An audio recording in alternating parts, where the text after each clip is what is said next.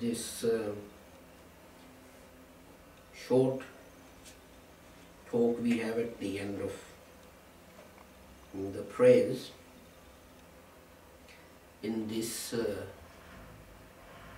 this week I want to read out something that Hazrat Sahib said on 14th of February 1901.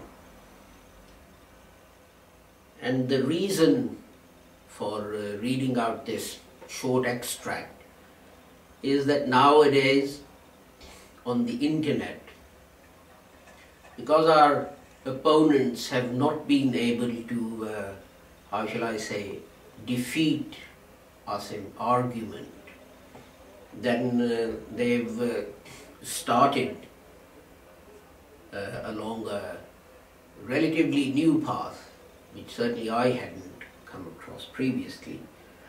And that was that they say about Hazrat Mirza Ghulam Ahmad Sahib alayhi salam that he could not have been the Mujaddid of the 14th century or the promised Messiah or Mahdi because of the state of his health.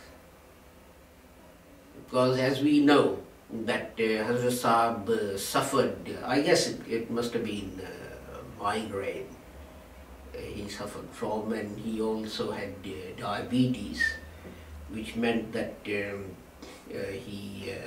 one of the signs of diabetes is that you have to pass water quite a lot. And they say that this is the proof that Hazrat Sahib wasn't the Mujaddid of the 14th century or the Messiah.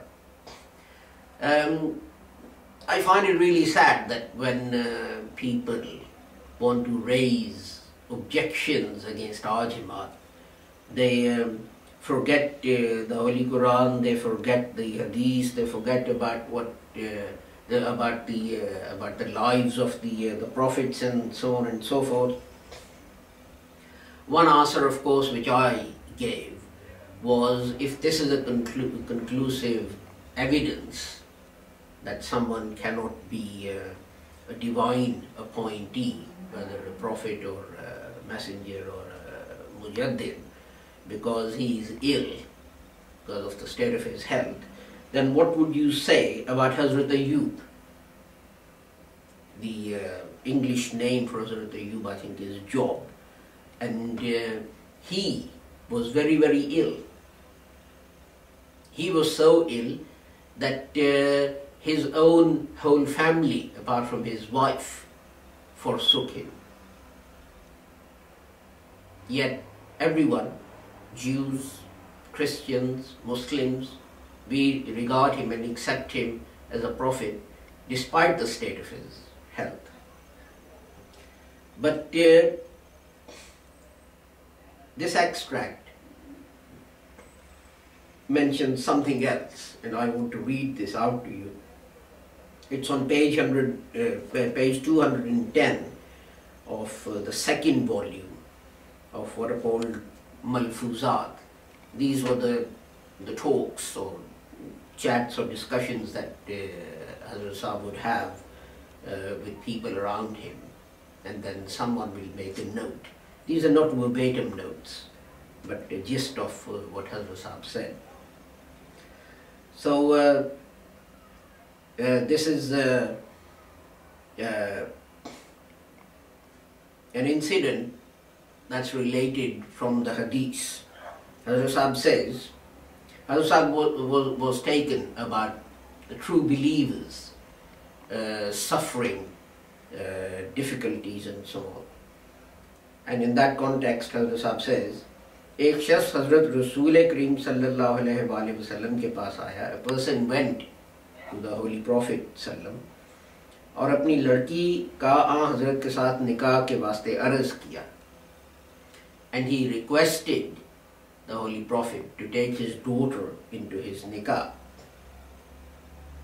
और मुंजमला इस लड़की की तारीफ के एक बात ये भी अर्ज की कि वो इतनी उम्र की हुई है मगर आज तक उस पर कोई बीमारी वारद नहीं हुई. And amongst other praises, he also said that she has come to this age, but to date she has never fallen ill. Hazrat सलातो-व-सलाम ने फरमाया कि जो लोग खुदा के प्यारे होते हैं उन पर खुदा की तरफ से ज़रूर तकालीफ और इब्तला आया करते हैं. The Holy Prophet said that those who are God's loved ones, or close to God, or dear to God, they, trials and tribulations and difficulties come to them. अहबाब में से एक को मुखालफीन की तरफ से बहुत तकालीफ पहुंची थी. उसने अपना हाल अर्ज़ किया, फरमाया one of the Ahmadis present was suffering much at the hands of the opponents, and he related what they were doing, and Hazrat Sahab then went on to say these things. But the point is this, that the Holy Prophet Muhammad himself said that just because someone is never ill, just because they don't suffer from any health or physical problems, it doesn't mean that they are close to God. On the contrary, he said that God tries His chosen ones by difficulty and problems and so on. And that was why I read out the verses that I did from the Holy Quran, because they also talk about difficulties and problems coming to human beings in this life, and God trying humans in this way. So this is the answer to those who say that because Hazrat Masih Maud suffered ill health, he could not have been the promised Messiah, that the Holy Prophet Muhammad sallallahu alaihi wasallam has answered this by saying that those who are chosen by God, those who are close to God, they do suffer from difficulties and problems and trials and tribulations, whether they are health problems or otherwise, etc.